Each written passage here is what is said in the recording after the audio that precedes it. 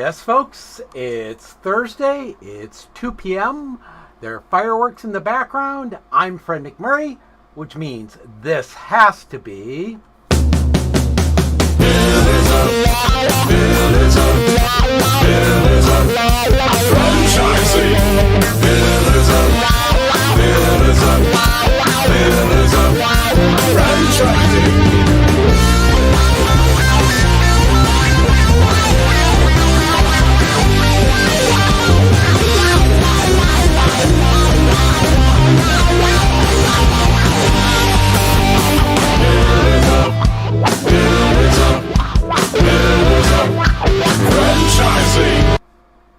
Ladies? Ooh, hey, happy Friday Eve.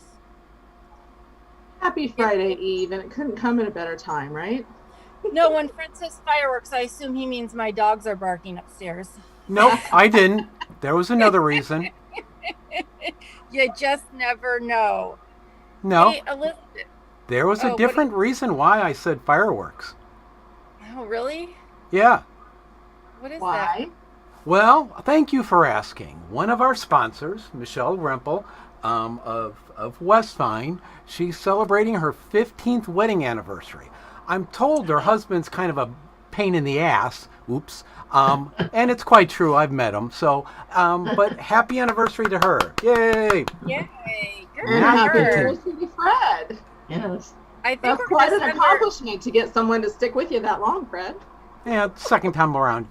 Killed the last one, but you know. we're gonna have to send her a bottle of medication. Okay, I'm down with that. Hey, so Elizabeth, did you hear McDonald's is coming up with a new McFlurry? Please tell me about the new McFlurry, especially since now I can't have it since I'm off sugar and carbs. Go ahead, rub it in them. I'm I ready. hate to tell you that, but on the I am 25th, braced.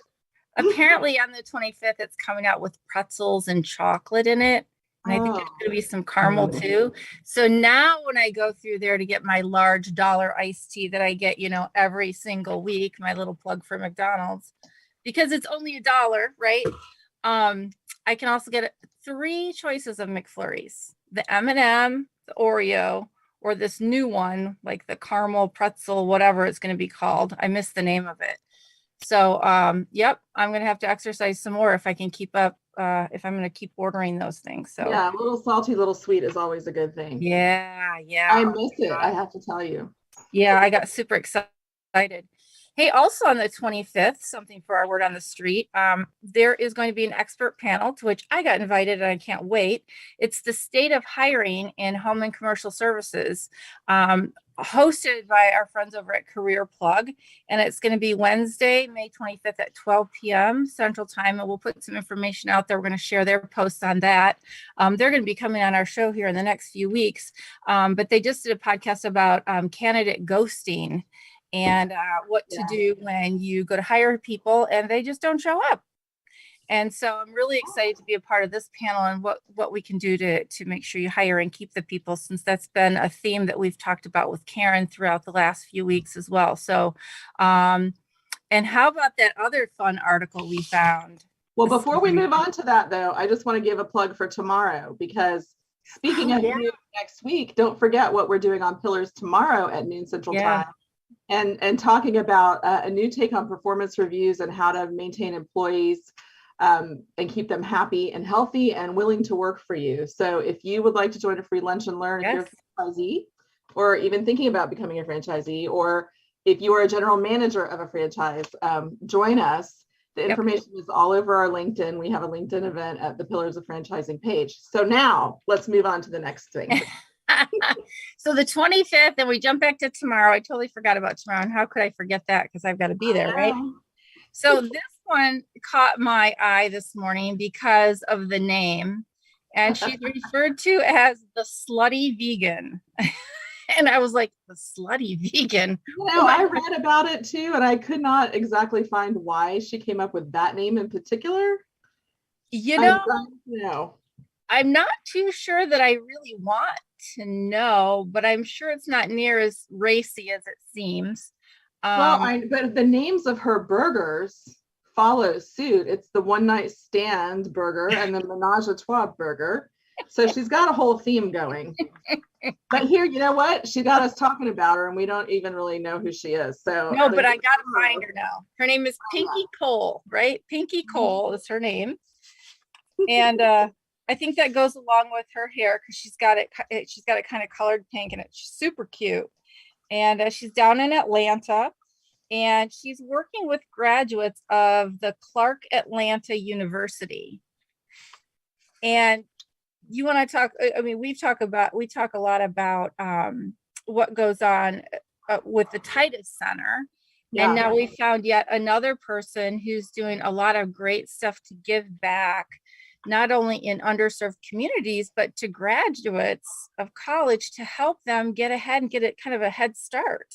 Right. And this is her alma mater and it's at HBCU. So she's clearly got a special place in her heart for her school and her community. And she is offering all graduates of this year an LLC to help push them toward entrepreneurship and business ownership. So talk about a big swath of giving back. It includes some help in attaining those things, but she's trying to inspire young people to become entrepreneurs. And I just think it's such a great thing. And she's given back before. She's got quite the entrepreneurial spirit, but she's also got quite the philanthropic spirit. Yeah, she does. Go ahead. The thing that really caught me, and I'm going to quote her because, and maybe you're thinking the same thing, but of more than 800 graduates in her speech, she said to them, and Karen, you're going to love this. It says, "It matters how you treat people. You're about to go out into the world. Some of you will own businesses, become supervisors, and lead teams. You will be called on to push people to realize greatness that they might not see in themselves. And even as you hold people to the highest standards possible, you will still have to lead with grace." And I thought, oh my God, I love this girl.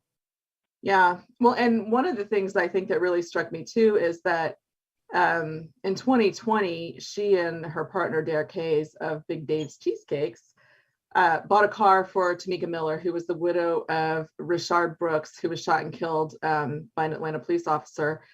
And that struck her to the point where she provided life insurance policies and scholarships for Brooks' 4 children to go to Clark Atlanta. So she really is about seeing a need and meeting it.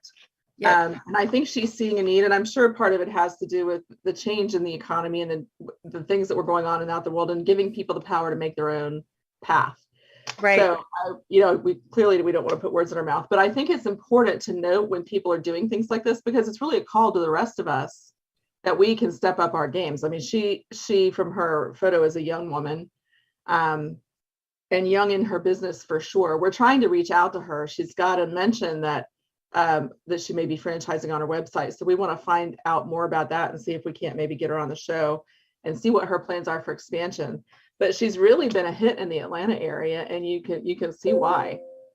Yeah, absolutely. And really in recognition of the Women in Small Business Month, I just think that it's a great story. And if you happen to be down there in the Atlanta area, and she's actually getting ready to open one in, oh my goodness, I had it right on the tip of my tongue. And I'm so sorry for you folks that live there, that it's not coming to, Atlanta, where the heck, they're going somewhere really fabulous too.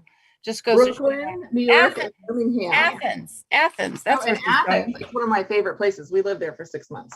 Yeah. So that one is coming here later this month. And so congratulations to her and Slutty Vegan for really hitting it out of the park, to stick with the baseball theme we were talking about earlier today. So great job. And thanks for being such a great citizen and just an overall good person, giving back to the community in which she serves. So let's get on with the show. Let's do. All right, Kristin. So we have someone on the show that you have been social media stalking. I don't know if Erin knows this. I don't. I'm learning right now. You have been social media stalked by Kristin. Yes. So excited about what you're doing. So let me give everybody a little introduction and background, and then we're going to jump right in.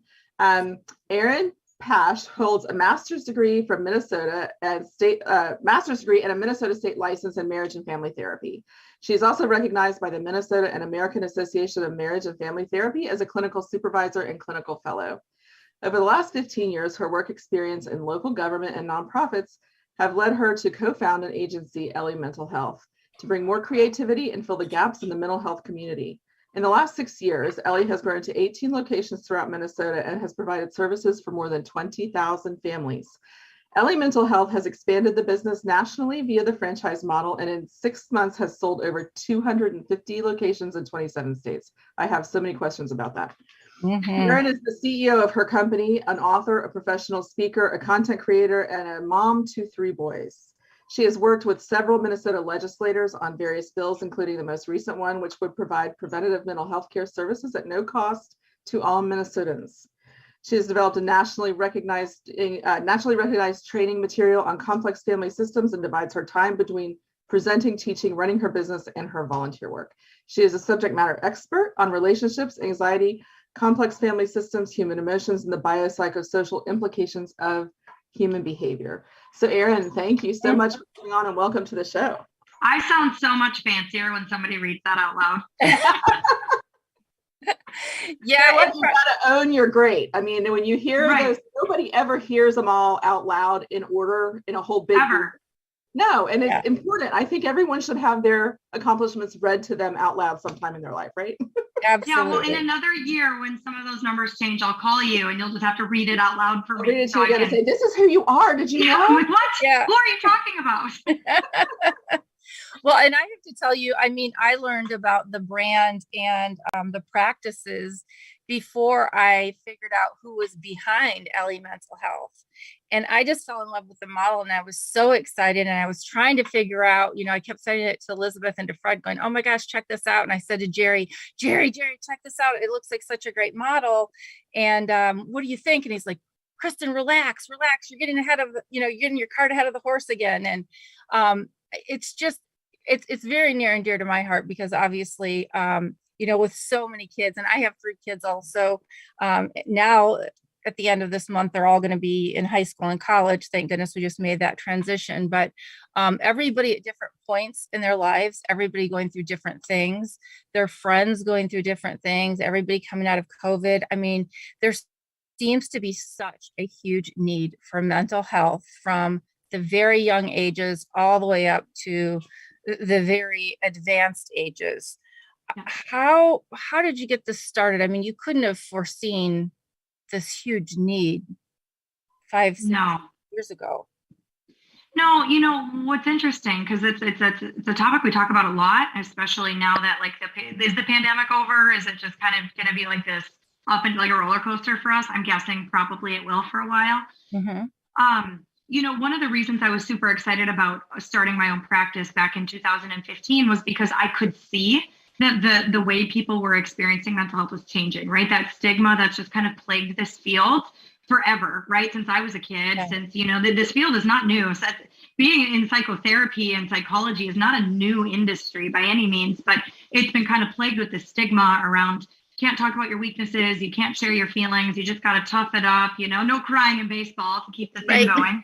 There's lots of tears in baseball, by the way, but we can talk about that later. But there was this idea of I feel like we could do really cool things to kind of shake up this industry to help destigmatize it, right? This thing that I love so much and is so near and dear to me as kind of a young grad or a young therapist. I was like, let's try and bring humor and creativity and some authenticity and compassion. I'm naming some of our core values, but let's pull these all together and find a way to make mental health feel more relatable, which is what we did in 2015. And out the gate, we were just blown away by our success, right? We were like, holy crap, there were 3 of us. We're like, this is going to take years. My dad had owned a law practice many years before. And, I kind of had the opportunity to observe that business growth is slow and steady, and you're going to fall on your face and get back up again. And we fell on our face plenty, but had no time to wallow in our mistakes because it was just had to get up and keep running in this race because mental health was and is becoming more popular. And so we saw incredible growth because of this new, fresh approach that we took to kind of an age-old industry and how we relate and connect with our clients, our community, and just kind of some of our values. Now you fast forward. So we were already on this growth trajectory where we were adding a new clinic. In our first 3 years, we only had 3 or 4 clinics, but by our 4th year, we were at 10 or something like that. It was already on this uphill trajectory. Then COVID hits, we're scrambling. We're trying to figure out what the hell we're supposed to do. Heck, we're supposed to do. Sorry. Bad language sometimes happens for me. But what the heck we're supposed to do, because we've got people who are like finally excited about mental health, coming to therapy, where we've got this awesome, we have this awesome group of clinicians and this employment experience, which is great. And now all of a sudden it's like not safe to go in office. People, Right. the stigma work that we had done, getting people in the office was hard enough, let alone now telehealth. There was like an added stigma before the pandemic that was like, I'm not going to do therapy via telehealth. You know how many people are going to hear all my vulnerabilities and secrets because of internet hacking and all of this other stuff. So we took our team of 250 people and got them online in 4 days, so that there wasn't really a skip in people's service delivery, and that instantly destigmatized telehealth too. So now we had these two ways of doing mental therapy. We could see people in person. Pandemic eliminated that. Now we could do telehealth, which meant there are so many less barriers to people getting access to these services. They don't have to worry about going on a lunch break, worry about going after work, worrying about when kids are in school. And so our wait list just started kind of, or I wouldn't say a wait list, the access just was like increased. What a lot of people don't know is that human beings care more about belonging to other human beings than we care about survival. There's some really cool studies that were done, a really cool one it's really sad, but good study that was done in the 80s around monkeys, which are our genetic siblings, I guess, that just said we care more about connecting than we do about our own survival. And the data is there. It makes us unique compared to other animals that live in our kingdom. And what the pandemic did is it isolated us, and it made us lose that connection or that belonging. And what people started to realize is that I don't need to be mentally ill to realize, right? I don't need to have this big stigmatized diagnosis to realize that I need help, because I don't understand how to navigate this thing that I haven't had to deal with before. Even if I've been a more lonely person or a more isolated or introverted person, I still have connections, and those have all been kind of wiped away. And so as we're kind of coming out of the pandemic, parents are looking at mental health in a different way. Like, look at how much this has harmed my children. I mean, I have school-age kids. I have no idea how this is going to impact them for the next 20, 30, 40, 50 years of their life. Like, we don't know what damage has been done psychologically to our kids. We just pivot, we adjust. Luckily, kids are very resilient. But the way it's been impacted in business is, I used to pride myself on having a wait list that was, maybe 10 to 30 people at any given time. And all of a sudden, it feels like overnight, our business, our Minnesota corporate business, went from having 30 people on the wait list to 1,000. Wow. 70% of them are children between the ages of 5 and 17. And it's not possible to keep up with the demand, because there are not enough therapists available who specifically, treat children, right? It's like finding a specialist or a needle in a haystack. I was gonna say, I have 5 children ranging from 16 to 24 almost. We're about to shift. And the condition of the pandemic and being isolated from school and their peers in the beginning of their lives, graduating from college, not being able to have normalcy and go into office and work with coworkers and get to know people outside of college after you graduate. I mean, there's so many factors that played in that. I have several who have sought counseling for different reasons. And sometimes sitting quietly over the pandemic, disconnected, you start to face some of your own demons, I think. Things you thought you may have coped well with. Some of them, one of my children in particular, some things surfaced that he had really kind of just put aside because he was so busy. So are you seeing a lot more of that kind of thing, where people are really realizing they need help because they've had a quiet period?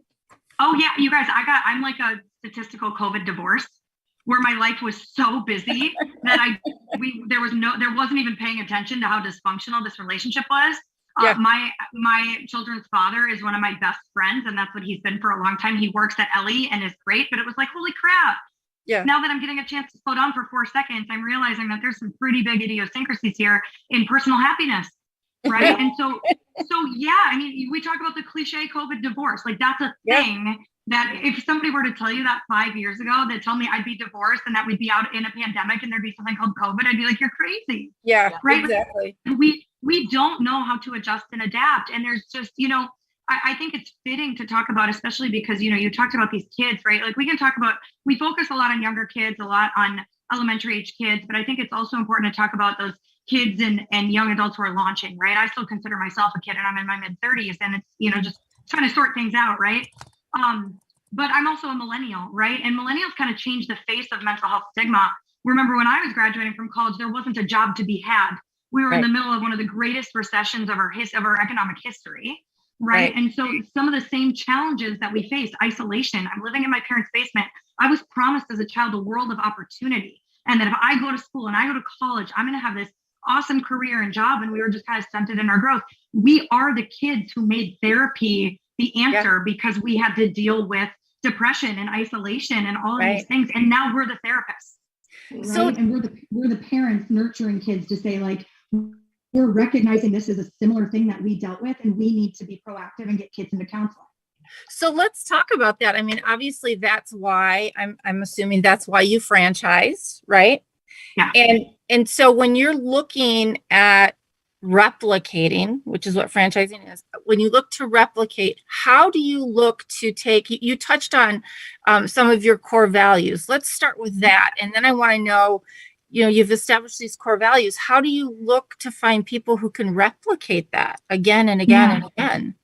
Yeah, so I've really narrowed it down to 3 things when we're interfacing with potential franchisees. And it's really been off of some deep kind of like soul searching of why have we been so successful? And there's kind of 3, outside of our brand, outside of the way we treat our employees, outside of customer service and innovation, there's really 3 things that I think it takes to be a successful mental health owner or mental health practice owner, including, and they're required to be an Ellie practice owner. And the first one is you have to be passionate about mental health. And you have to be willing to connect and share that story. This is not an industry where you can just you can own a pool supply or a pool cleaning company and you don't care about swimming, right? It's not a hands-off industry. You have to be authentic and available and affirming and in it. And therefore you have to be willing to self-disclose, right? So the first criteria is passion and connection and a story about mental health. The second thing for me is be grounded and excited about a community that you're involved in. Right. Kyle and I are so successful in Minnesota. We are born and raised Minnesotans. I don't confuse that with I love living here. I can't stand the cold in the winter and I'd love to be anywhere but here in December through February. But this is our community. Our families are from here. We care about it. We had a career in social work prior to going into private practice together. And that is something that we're very passionate about. So we know the people, we know the players. When we're saying we want to make a difference in our community, I want to make a difference for the kids that my kids go to school with.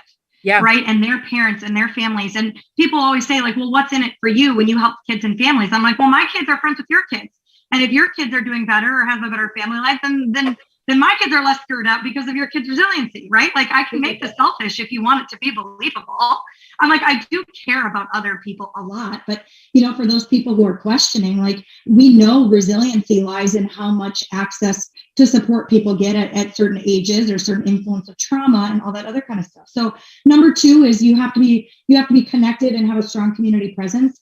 And number 3 is entrepreneurial spirit, which is this idea that I'm hungry for my business. Right? I wake up and I know that there's going to be 20 things I don't want to do, but I'm so excited about the 10 things I do get to do that I'm going to have those community connections. The days where it feels like it's too much and I want to quit, when I have to deal with employee drama, when I have to deal with a client complaint or all these types of things, I'm so excited about how I get to make a difference and being involved in my own business. That it gets me through some of the difficult things, right? Owning an Ellie is not a passive investment. And we make that very clear in our calls and our discovery days. This is not a passive investment. We are looking for people who are involved like we are because we think that is integral to their success. Sure. So when you look at the ideal candidate to own one of your practices, are you looking for people who have a degree in therapy? Are you looking for people who just share the passion and can find the actual therapists and doctors? Tell me a little bit about that. Yeah. So practicing mental health is actually protected on something called the Corporate Practice of Medicine Doctrine. It's this national thing that says you can't just be an unlicensed person running a medical practice for profit. Okay. 26 states don't really care about it. 24 of them really care about it. And so the way it works for us is there's some logistical stuff with this corporate practice of medicine. And then there's this kind of anecdotal criteria based on our values. Most of our people right now are people who are passionate, have been in business, maybe have owned other franchise businesses, and kind of meet those three criteria that we identify.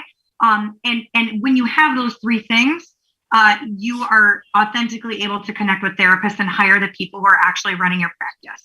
Okay. And so we kind of help along the way as far as helping them. We've built like kind of these profiles for who's a great clinic director, who's a great Ellie fit for just a clinician employee, right? And so some of our, some of the mistakes of ours that they buy are that we've learned who's not a good fit, who is, right? And so we are helping them with some of that recruitment process and just kind of helping them analyze who's a good fit for their business. And we are really very careful at making sure that the personality fit of the actual franchisee is good. Because if they're not a good personality fit and they can't connect with us on kind of this deeper, more vulnerable level, they're not going to attract therapists. Therapists, like, we crave emotional connection. We need it. It's, in the threads of our being. And so people who are these practice owners need to have some of that kind of inherently about their personalities too. Absolutely. Do you find that there is one age group that is kind of the highest concentration across your practices right now, or does that really vary by market? Are you talking about like people we hire, people we see? People you see, like right now in my community. I mean, the therapists for children right now is a huge shortage, and I don't know if that's a nationwide thing. I mean, it is. I don't know much about the field, so. Yeah, even the Surgeon General has kind of said that children, or the Surgeon General, I'm getting my words all mixed up, has said children's mental health is a crisis, right? Where it's at like this endemic stage, or epidemic. Yeah, epidemic. That's the one where it's evolving always. Pandemic is where it's more acute. I got it. We're good. I don't promise to be a wordsmith or have great vocabulary, but I'm working through it. But that it's an epidemic, right? And so we don't have enough children's therapists. I would think of that think about when you have like a general practitioner physician, right? Mm-hmm. And then you have, a specialist in pediatrics. We can find more family practice doctors availability than we can find pediatricians who are helping with very specific things. And a lot of people don't look at the mental health field as being a subspecialty, but even within our field, like we're trained as generalists, but you don't want me treating your kid's ADHD. I legally can. My license says I can, but I'd be a terrible therapist. I have ADHD. It would be a hot mess, right? Yeah. And so there's specialties within the mental health field, and so finding people who specialize in very specific things for children is really hard. It's intensity of training, it's desire. I will tell you right now, I love children, and the way that I get to help children is by working with adults, parents. I do not have the patience or the aptitude to work with kids. And I praise the people who do, because the skill set is so unique and a different kind of exhausting. Right. We don't have enough therapists. I mean, Ellie is cool because I love innovation and I love being kind of visionary in this field. We're doing a lot of things to help combat that, including creating scholarship type programs and experiences, especially towards some of our Black and Indigenous people of color, to get more of those folks involved in the field, which is really close to us via our nonprofit. We're actually creating our own master's degree, a university program, to try and slash the stigma and some of the problems in education and academia in this space, so that we can start shaping the future generation of mental health professionals as we seek, as we face a supply and demand issue. So it's so involved. It's so crazy. I will tell you that we see a lot of adults though too. I don't think we have. I think we still have more referrals for adults. We just have more therapists to see them. Than necessarily. We just have a higher demand for kids because there's a less supply of therapists to see them. Yeah, we did have a question come in from chat, and actually they are curious about what is the youngest age of people that you can help, and does that vary upon location, or is there kind of a general answer?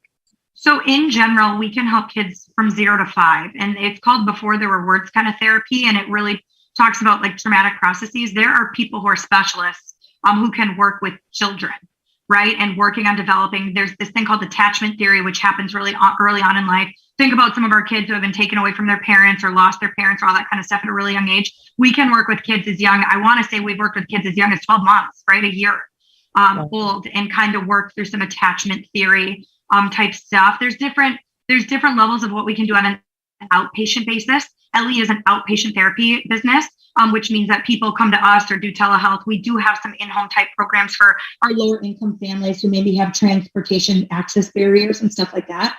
That's here in Minnesota, not in our franchise network, because it's a special kind of contract. here in Minnesota. But yeah, we can help kids as young as they need to be. And there's some pretty compelling research that says if a child does experience some pretty significant trauma at any age, that there's some things we can do with attachment theory with those children and their caregivers to help, again, provide resiliency. Wow, that's amazing. I'm curious, with the shortage of therapists and the speed with which you are growing, I wanted to address the way you're scaling this, because to go from 20-ish locations to what was it, 200 in a short period of time, how are you managing that in terms of both the training and support that you can give the franchisees, but also in terms of the staffing if we don't have a lot of therapists available? Yeah, so I can answer that in kind of two parts. I'll go with the staffing thing first. So one of the things that makes Ellie unique, right? Like I said, these are the three things we look for franchisees, but we have these unique things about our brand that make us desirable to want to buy into, is our employee experience. So even though there's a shortage of therapists in the market, we capture a majority of them, right? Ellie doesn't have a problem necessarily hiring, but there still isn't enough, right? Our biggest problem is the push-pulley levers, right? How many more offices do we add in certain locations based on how many therapists and how many referrals and all that kind of stuff? We still have to run our business well, and we can't just because there's this huge demand doesn't mean we can just add unlimited locations, and we have to be smart about our strategy, right? So it's not as easy as saying, oh, well, you have 1,000 people on your wait list, just add this many more locations and therapists, right? It's just not that easy. So we have kind of an unmatched employee experience. We have really honed in at understanding. I mean, Kyle and I, my partner, we worked for big agencies, nonprofits. We worked in our own little private practice, and we really said, how can we take the best of both worlds and push them together? So our employment experience really takes the best of working for yourself and working for a big agency and really seams those things together. So we don't have a problem hiring. And in fact, I just got some information. One of our franchisees in Tennessee, they have hired, they bought 2 unit licenses. They were not planning until opening later this fall.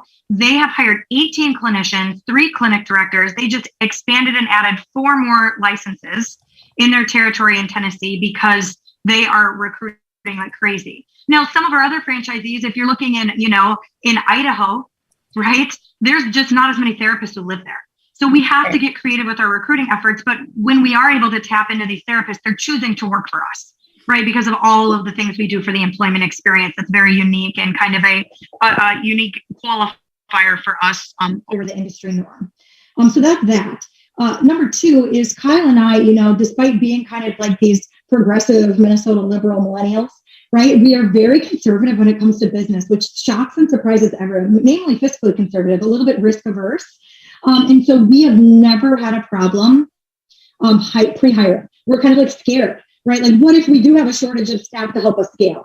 And so when we first became profitable, I shouldn't say profitable. Kyle and I, the way we started our business, we knew we didn't want to take money from an investment company, or we didn't want to be a nonprofit. We didn't want anyone to tell us what to do, right? We worked for government agencies, lots of red tape, all this stuff. So we're like, darn it, we're going to work and we're going to pay for this ourselves, right? We had lots of people, family members, all that, who wanted to invest, but we didn't want to, report to anybody. So Kyle and I used to see 40 clients a week when we started a practice. We would get half of our paychecks back to our business. And that is what started and funded the business. Okay.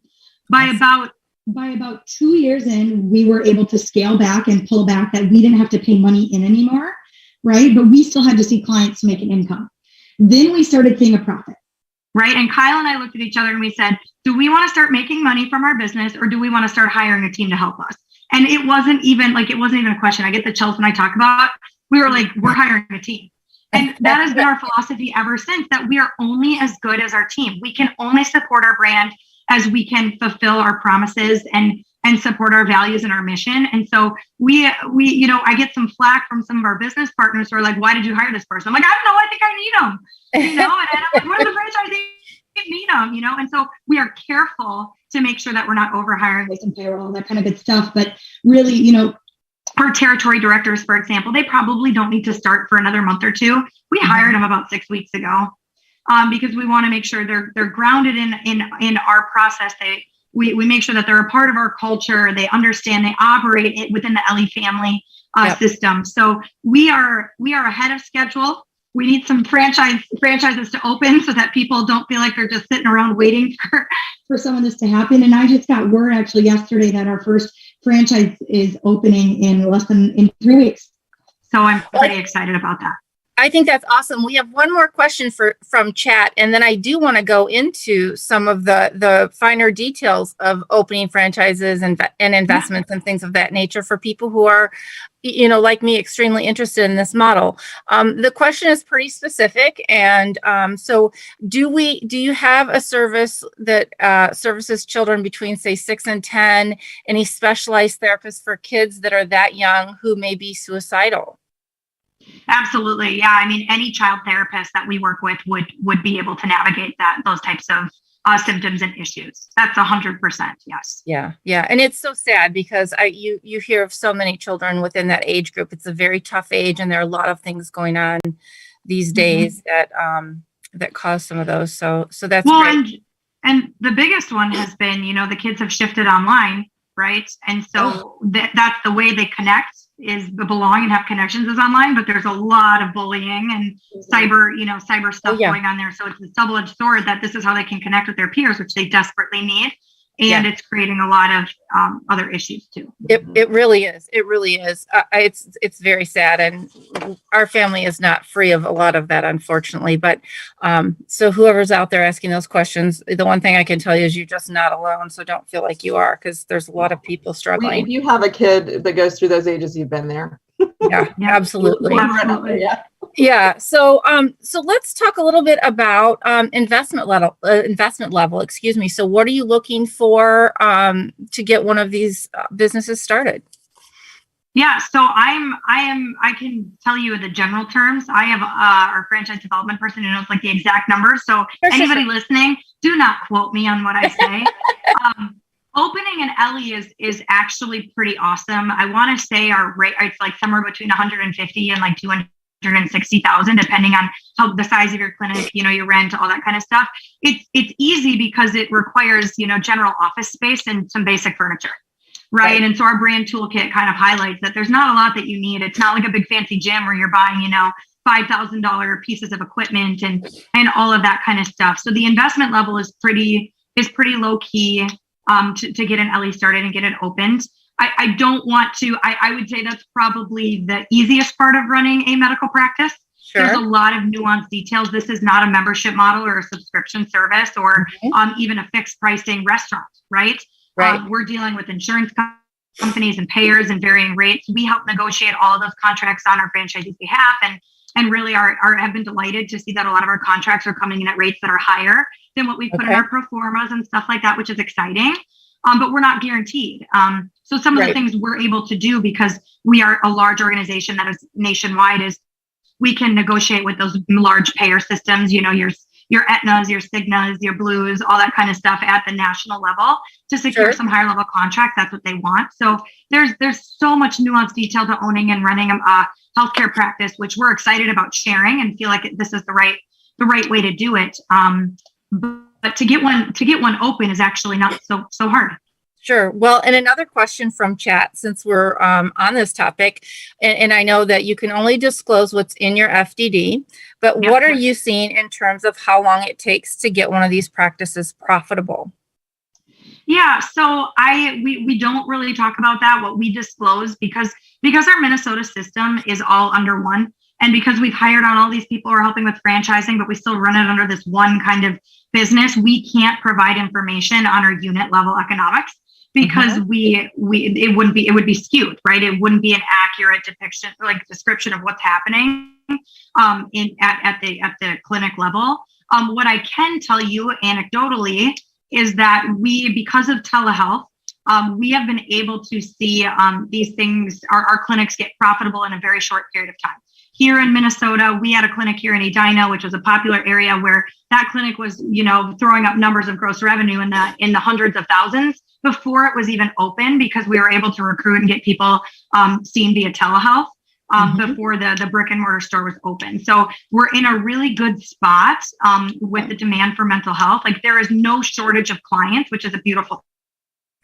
Do you see now? I think you froze for a second. But okay. Oh, are we good? Yep, you're back now. Okay, good.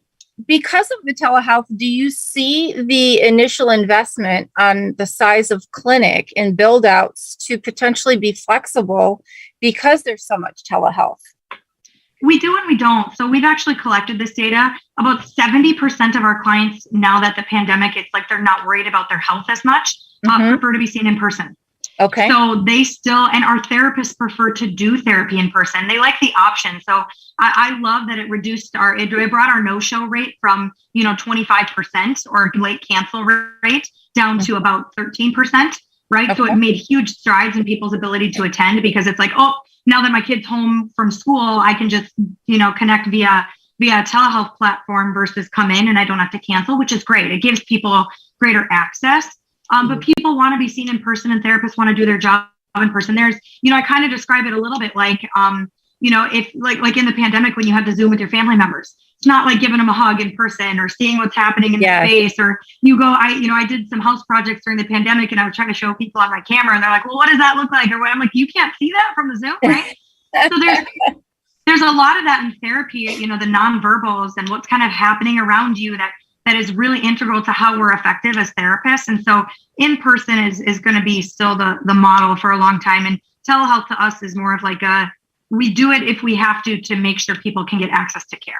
Sure, absolutely. And so ideally, if you could tell the folks out there, and obviously we've got the investment level right now, I'm going to ask, are you on the kind of the 7A path of fast tracking for SBA loan? Are you an approved? I have no idea. Okay. All right. That's okay. How's that? You don't have to know, right? That's not. I know that I got an SBA loan when I bought my building. So there's that. But I have no idea. But you know what? If people want to find the answer to that question out, they can call you. And I think now would be a good time. Somebody. They should not call me. But they can call somebody at Ellie as well. Exactly. So tell people the best way to get in touch with you so that they can find out if you're on the fast track. That's right. Yes. Yeah. So the best way is elliementalhealth.com. We have information on there in franchising. We actually have a job form directly linked to our website where people can fill out information and inquire. We currently work with Repum, which is a franchise development company. So we've got a lot of awesome people at them who will reach out to you almost immediately to answer all the questions that you could possibly have. Excellent. And we will certainly have all that information posted for everyone on our website as well, including all the links to find you across social media. It will be on our page, so they can always go back and catch that as well. We'd like to thank you so much for coming on the show today. And I'm just so delighted. I can't wait to see what markets you're looking to expand in next. And I certainly look forward to having a follow-up call with you and see how we can help you, Erin, and Ellie Mental Health expand across the United States. I love it. Well, thank you so much for having me on. It was super fun. So awesome. I look forward to more in the future. Bye, everyone. Hey, franchise owners. How's your local marketing? Do you feel like you could use some help keeping up with your social media posts and comments and reviews? Do you wonder if you could be doing more to attract local customers? Are you able to identify new move-ins to your local area? At Westvine, we help franchisees like you reach more local customers through digital marketing. With daily monitoring, creative content, and ad placement, and customer data intelligence, we'll get your business in front of the people who want your products or services. We also work with franchisors who need an agency to handle the digital marketing for all of their locations. If you're ready to reach more local customers, give us a call at 805-265-5440 or visit us at westvine.com. That's 805-265-5440 or westvine.com. Hello, how are you, Jerry? Hey, Karen, how are you doing today? Life's Great. good. It is good. Wow. Was that just fun listening to that interview with Erin? I love the passion and the energy around mental health, helping people of all different ages. I tell you, I think I talk fast, but Erin is so passionate.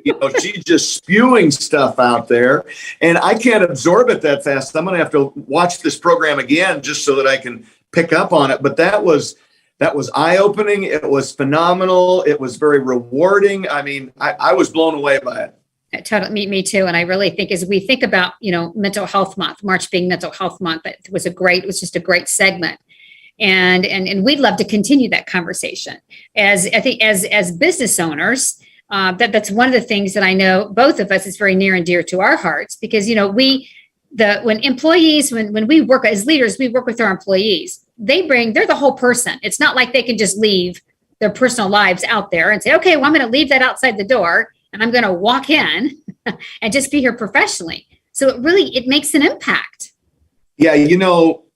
If I look historically, that's kind of the way businesses have approached it, right? They said, leave your stuff at home, come to work, let's just focus on work and then go home and deal with it. And that's really easy to say. And I can honestly tell you, I had one point in my life where work was my salvation because I could escape some of that stuff, but not everybody's wired that way. And in the world we live on now, and now we spoke about it a little bit ago with, recovering from COVID and the kids being out of school and losing those opportunities to learn, educational skills and create relationships. This is going to be theoretically a pretty big thing moving forward. And, you and I talk about it from a work standpoint. So the vast majority of my employees come from, difficult upbringings, maybe, not the best home life and those kinds of things. And that tends to continue generationally, right? And so we as caring employers, you and I and many others, we look for opportunities to help our employees with those kinds of things so they can break those molds and move forward. But this is just one other option that we can put into our tool belt to help. Absolutely. Because we are all hardwired. I mean, research shows we're hardwired. Probably up to age 16, right? So what someone brings to the workplace, it is who they are. And there are a lot of things that we can change. There's a lot of things that we can help, but it's also recognizing and meeting people where they are and working with that and not expecting them to fit into some kind of a mold of what we want. And I think that's a key thing. I agree. And you touched on something very important there, Karen, with the recognizing part of it, because how many times have we heard stories, and we've certainly seen in our business, where you're working side by side with somebody day after day after day, and suddenly, something catastrophic happens. And I hate to say it, but even so much as suicide or something like that. And there were really very few signs of it, if anything. And those people felt uncomfortable letting people know what was going on in their life. They didn't know who to reach out to. And having resources that we can, third party, unbiased, very quietly serving type resources that we can, add as, maybe a benefit to our staff so that they can feel comfortable reaching out and talking to those people without anybody else knowing about it might actually save lives in the long run. Absolutely. I when I was in my late 20s, I had something that really impacted me, where the person who worked beside me, we were in a cult, kind of like a company culture where it kind of poo-pooed mental health. And she actually committed suicide. Didn't even know. And just like one Monday I walk in and they're like, oh, Lynn's not here. And it really shook me because I had no clue. I mean, and then so I'm blaming me. I'm like, my gosh, why didn't I know this? I talk to her, every day. And I think there's so many of us that are out there that we don't know. And one of the things that just every time I work with companies and even with leading my company, we, the leaders, and you touched upon this earlier, it really is up to us to set the tone, to set the stage for the culture, and to make it okay. And to also find out ways where we can be the model and to reinforce this. Well, you're absolutely right. And again, as your organization grows, sometimes you're a little bit remote and isolated for your employees, so you don't get that day-to-day relationship where you can maybe sense things that are going on and take care of them. So again, many of the populations we hire from, we know financial instability leads to a tremendous amount of mental health issues and value issues, self-worth issues, those kinds of things. So, we try and put many programs in place proactively, for the most part on our dime, to make sure that there are resources and that we can do what we can to lower the barrier, lower the threshold of those mental health issues becoming strong. For instance, and I know Kristin wanted me to touch on this in our organization. We knew that, the vast majority of our moms, and in the Great Clips organization, 98% of our employees are female, and the vast majority of them are childbearing years. So we've got a lot of moms that we deal with. One of the biggest issues with them was good childcare, not just childcare, but good childcare. So we bought a daycare center, and we're providing subsidized daycare for our employees so that, first off, it's available to them. Second off, it costs less. And lastly, and maybe most importantly, they've got actual preschool teachers that are working with their kids rather than the neighbor down the block that, sets that kid in front of the TV with a peanut butter sandwich 8 hours a day and collects their pay, and the kid goes home no better off and maybe worse off. So we're trying to, positively impact our employees on several levels with just that one thing, that it doesn't impact just them, but it impacts their kids and maybe multi-generations because of it. Absolutely. And I think that's the whole with our children, our families. That's such an important component, and it touches so much of our lives. It really does. One of the things too, so you mentioned like the health programs, the different kinds of employee assistance programs and the daycare. And I also think there's, you talked about we're all remote, and we're still going to be remote. And what I found is that even making part of our conversations, and I've been doing this with my team, and I encourage my clients to do the same thing. So it's when you're talking with someone, you're doing your one-on-ones, it's to ask the question, how are you? And yes. They go, oh, fine. No, really, how are you? How are you doing? And really taking a moment. And one of the things that I found, and a lot of my clients are telling me right now, there's so much more, I think, upheaval. And people having, Erin brought it up as far as like, divorce, illness, problems with children. I just see it more and more. And I think the past couple of years have caused that. So again, I think as leaders, by asking, inquiring a little bit, and it doesn't mean we've got to get these, get into these deep, long stories, but the fact that we care, right? That is so important. You show you care, and you show that that's more than just an employee to you, and that there's long-term value to them that you recognize. So it doesn't become a churn within your organization. And I mean, you can think about it two different ways, and they should be intertwined, but they may not be. But frankly, I hate to put it this way, but if you're not that interested in helping with mental health with your employees, shame on you. But if you're not, think about them as good, solid, long-term employees.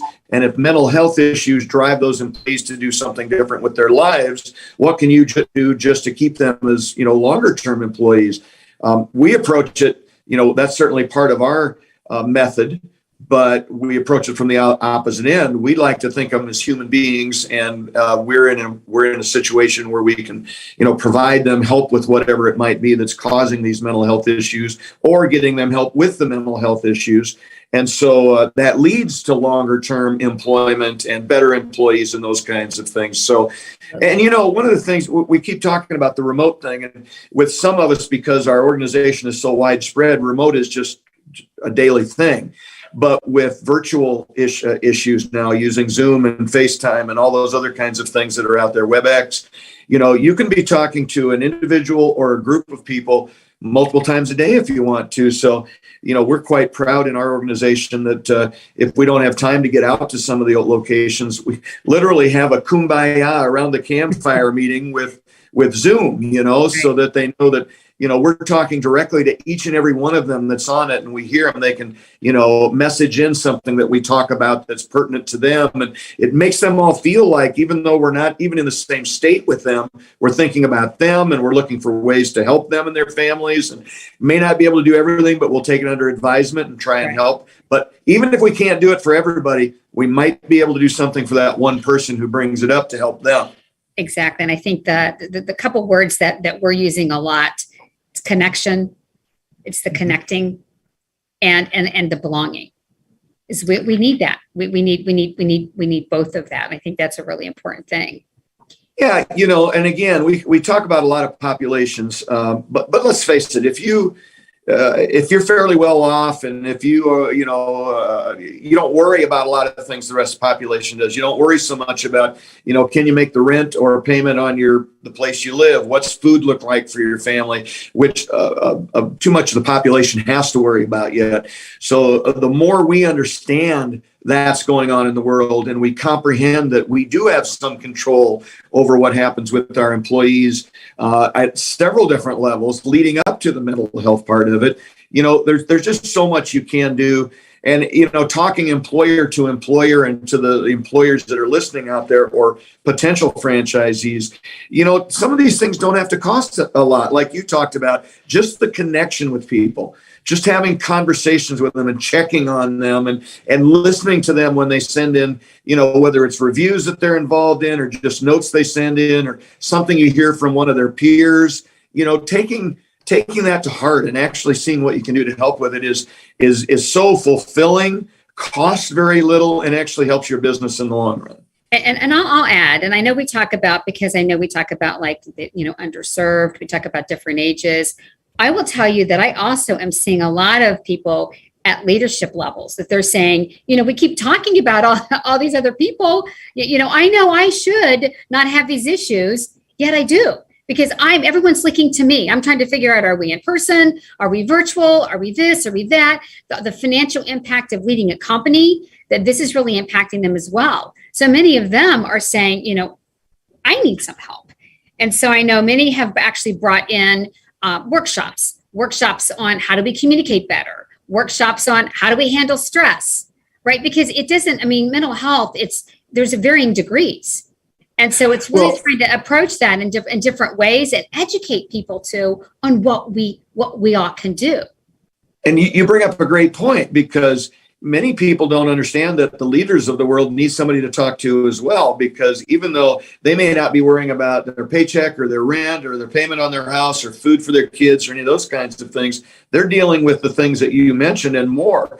And post-COVID, especially now when there's a shortage of staff, employment is all up in arms and those kinds of things. There's tremendous pressure on the leaders of the organizations to, frankly, solve problems they've never had to deal with before. And, there's financial issues at the company level, many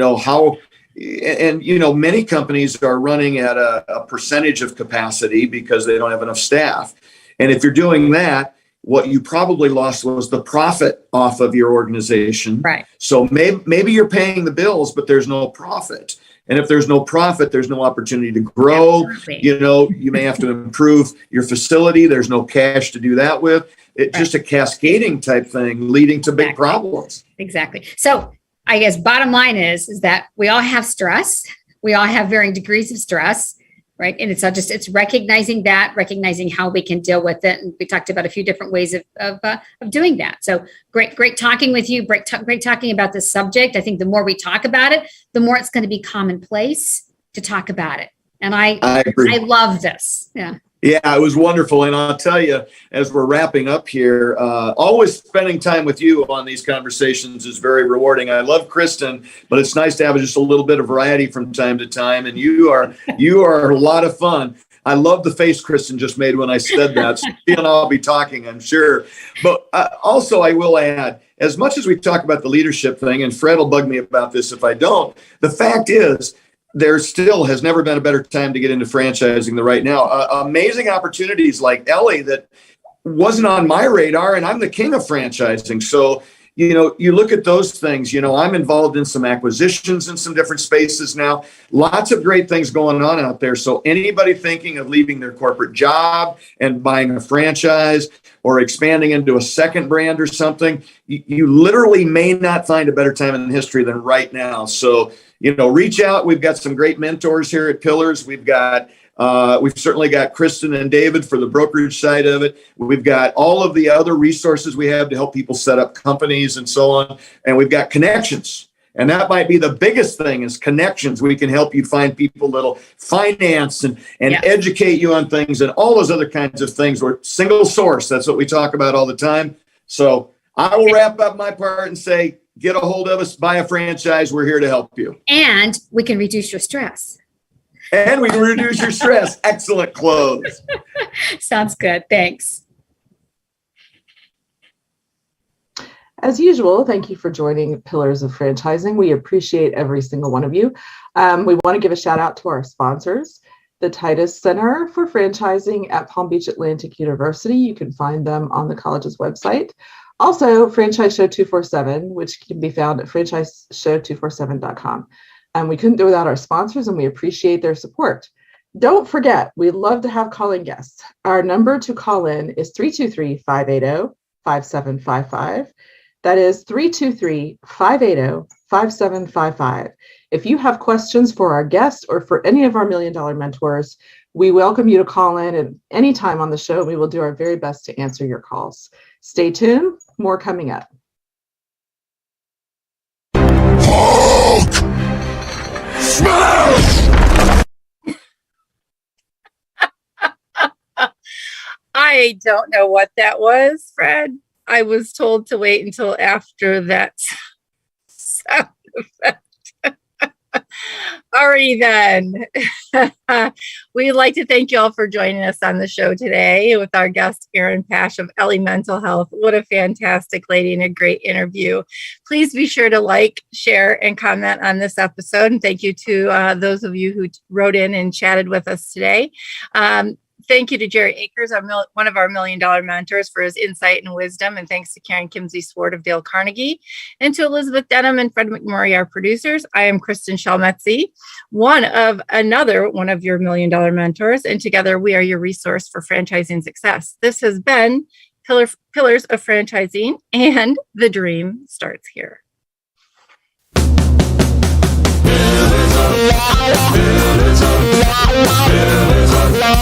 Franchising.